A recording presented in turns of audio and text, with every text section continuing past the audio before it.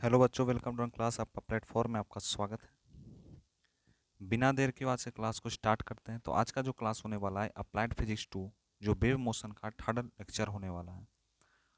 और यहाँ पर जो लैंग्वेज बताई जा रही है हिंदी में भी और इंग्लिश दोनों में बताई जा रही है। यह ग्रुप बी एसबीटी बिहार के बच्चों के लिए है। यह फर्स्ट सेमेस्टर जो ग्रुप बी है उनको पढ़ना है, सेकेंड सेमेस्टर जो ग्रुप ए है उनको पढ़ना है।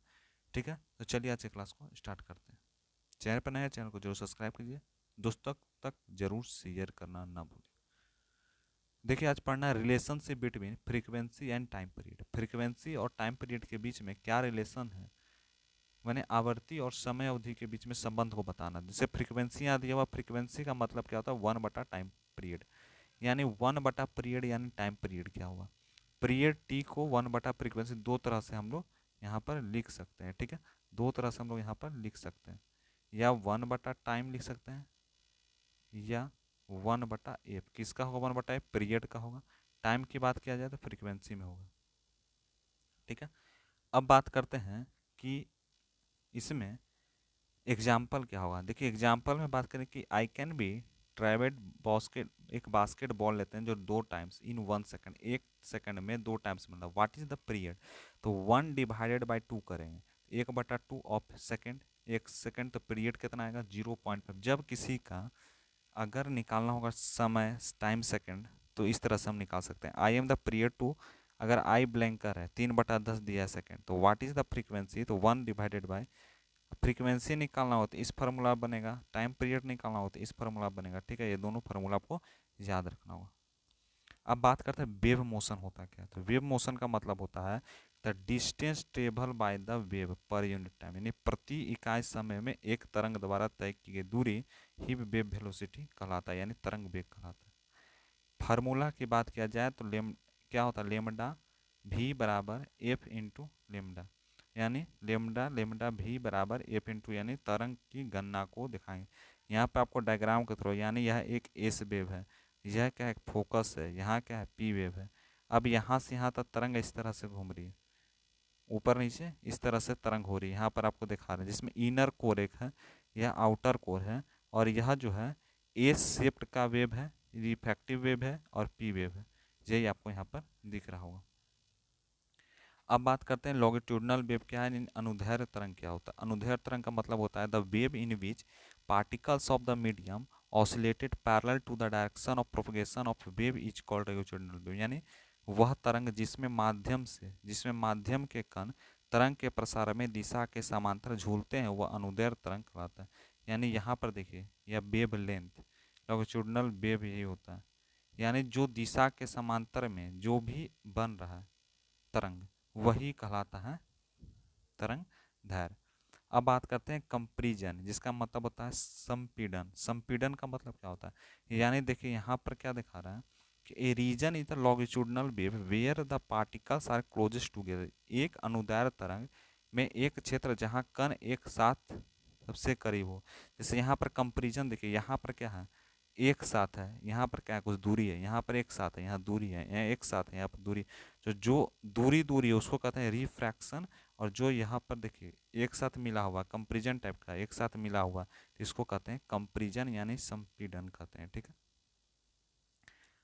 अब बात करते हैं रेयर फ्रैक्शन क्या होता है। रेयर फ्रैक्शन का मतलब होता है दुर्भर गुट। अब क्या होता है दुर्भर गुट, यानी the region in which longitudinal wave where the particles are apart from each other, यानी एक अनुदैर्ध्य तरंग में क्षेत्र जहाँ कण एक दूसरे से अलग होते हैं, जहाँ पर कण एक दूसरे से अलग होते हैं। जैसे रिफ्रैक्शन का मतलब क्या बोलते हैं, जो आपको यहाँ पर यही पिक्चर है जिसमें यह जो दूरी वाला चीज़ दिखा रहा है ना, इसी को रिफ्रैक्शन कहते हैं। जो सटा हुआ चीज़ है उसको हम क्या कहते हैं, कंपैरिजन यानी संपीड़न। और जो इसको कहते हैं दुर्बल गुट, यानी जहाँ से दूरी दिखा रहा, सटा हुआ नहीं, दूर दूर है। जैसे आप रिंग ले लीजिए, रिंग को आप खींचिए, तो खींचते हैं तो जब इस तरह का बन जाता है तो यह रिफ्रैक्शन कहलाता है। ठीक है, और जब हम खींचेंगे नहीं तो एक तरह से सटा हुआ रहता है, तो इसको क्या कहते हैं, दुर्बल गुट यानी रिफ्रैक्शन कहते हैं। ठीक है, रिफ्रैक्शन। ठीक है, अब बात करते हैं वेव लेंथ। वेव लेंथ का मतलब होता है तरंग दैर्ध्य, यानी यहाँ से क्रिस्ट है, ये भी क्रिस्ट है, यानी दोनों के बीच की जो दूरी होती है वही तरंग दैर्ध्य कहलाता है। ठीक है, the distance between identical point adjustment crest, in the decimal cycle wave form single propagation is safe and along by, यानी अंतरिक्ष में या तार के साथ प्रसारित तरंग संकेत अंशन चक्रों में समान बिंदुओं के बीच की दूरी, यानी इस दोनों के बीच की दूरी, यानी क्रिस्ट क्रिस्ट के बीच की दूरी, ट्राउट ट्राउट के बीच की दूरी, यही कहलाता है वेव लेंथ। ठीक है। फ्रीक्वेंसी की बात किया जाए तो बोलता है the total number of wave cycles complete 1 second, 1 second में जितना भी वेव साइकिल कंप्लीट होता है उसको हम आवृत्ति कहते हैं, यानी फ्रीक्वेंसी कहते हैं। ऐसा यूनिट इसका हर्ज होता है, जिसको हम पर सेकेंड, सेकेंड पर सेकेंड लिख सकते हैं। हर्ज हर्ज लिख सकते हैं या पर सेकेंड लिख सकते हैं, जैसे इकाई यदि आवृत्ति हर्ज या प्रति सेकेंड होता है। जैसे यहाँ पर आपको दिख रहा होगा, यहाँ से यहाँ तक की दूरी 1 साइकिल हुआ, यहाँ से वहाँ की दूरी 1 साइकिल हुआ, है ना। और इस साइकिल और इस साइकिल दोनों को जोड़ देंगे तो क्या बन जाएगा, 2 हर्ज बन जाएगा। 2 हर्ज बन जाएगा जो दूरी है इस पूरे फ्रीक्वेंसी की। इस फ्रीक्वेंसी की पूरी दूरी को हम जो 1 सेकंड में कवर होता है उसे हम फ्रीक्वेंसी कहते हैं, यानी तरंग दैर्घ्य कहते हैं। जैसे यहाँ पे एक रुकिए आपको दिखाते हैं वीडियो। देखिए यह जो वीडियो आपको दिख रहा होगा, यहाँ पर एक वीडियो आपको दिखा रहे हैं। यह वीडियो में जो इस तरह से चल रहा है, यानी किस तरह से आ रहा है, यहाँ पर आपको दिखाते हैं। यह जो यह डंटा है, ठीक है, यह इस तरह से जो आ रहा है, यह किस तरह से आ रहा है, टाइम पीरियड के रूप में आ रहा है। क्या आ रहा है, टाइम पीरियड के रूप में आ रहा है। इसी को हम टाइम पीरियड कहते हैं। यानी यहाँ से ये जो आ रहा है, अब इस दोनों के बीच की दूरी, यहाँ से यहाँ तक की दूरी, यही टाइम पीरियड कहलाती है। यही क्या कहलाती है, टाइम पीरियड कहलाती है। ठीक है, आपको समझ आ गया हो, यानी इस दोनों के बीच की दूरी। एक बार और क्लिप दिखा देते हैं आपको, समझ जाइए। देख लिए, यही बोलता है टाइम पीरियड। ठीक है। डिफरेंस बिटवीन लॉन्गिट्यूडनल और ट्रांसवर्स वेव। लॉन्गिट्यूडनल वेव क्या होता है, ट्रांसवर्स वेव क्या है, ये दोनों के बीच का डिफरेंस को बताना है। तो बोलते हैं लॉन्गिट्यूडनल वेव में the movement of medium in same direction, जब वेव का, फिर बोलता है the moment of medium in perpendicular to the direction of wave, जब परपेंडिकुलर डायरेक्शन में होगा तो ट्रांसवर्स वेव, जब सेम डायरेक्शन में जाएगा लॉन्गिट्यूडनल वेव। ठीक है। इट्स एक्ट इज 1 डायमेंशन, ठीक है, इट्स एक्ट इज 2 डायमेंशन। इसका 1 डायमेंशन होता है, एक का 2 डायमेंशन होता है। ठीक है। The wave can not be polarised और अलिग्न्ड, यह वेव पोलराइज नहीं होता है, लेकिन यह जो है पोलराइज्ड होता है। ठीक है। This wave can be produce in any medium such as gas, liquid और सॉलिड। यह 2-3 मीडियम में चलता है, गैस में होता है, लिक्विड में होता है और सॉलिड में होता है, ठोस ठोस द्रव और गैस में, लेकिन यह एक सॉलिड और लिक्विडी सरफेस में होता है। Earthquake P wave is example, इसमें अर्थक्विक जो है इसका एक बहुत ही अच्छा एग्जाम्पल है।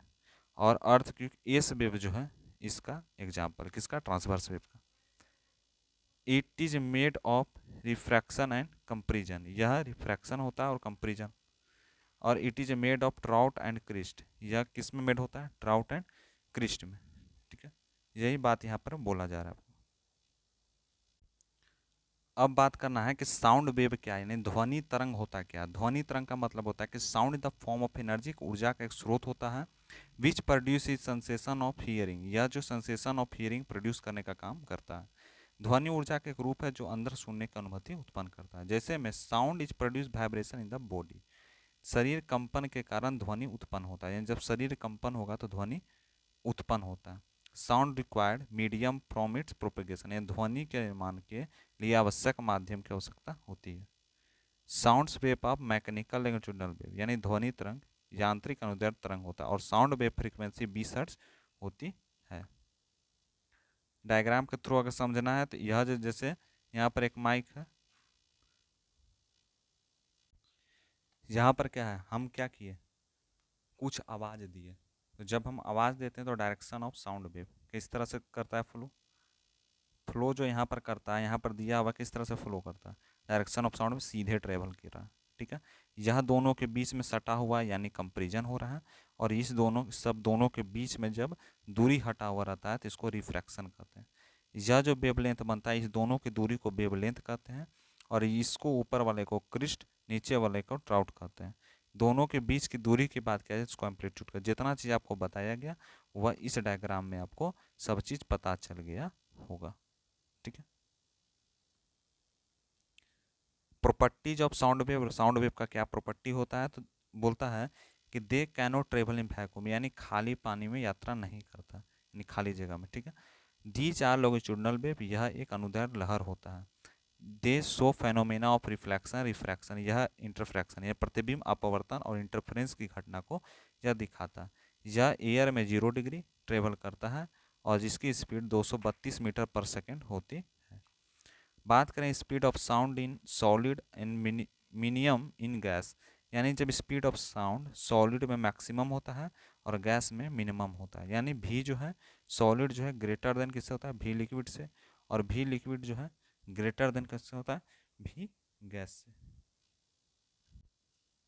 तो आज बार इतना ही रखते हैं, मिलते हैं क्लास में। अगला जो क्लास होगा लाइट वेव के ऊपर होगा, कि प्रकाश की गति किस तरह से होती है, किस तरह से तरंग में वह वर्क करती है, ठीक है। तो ज़्यादा लोगों तक शेयर कीजिए, है ना।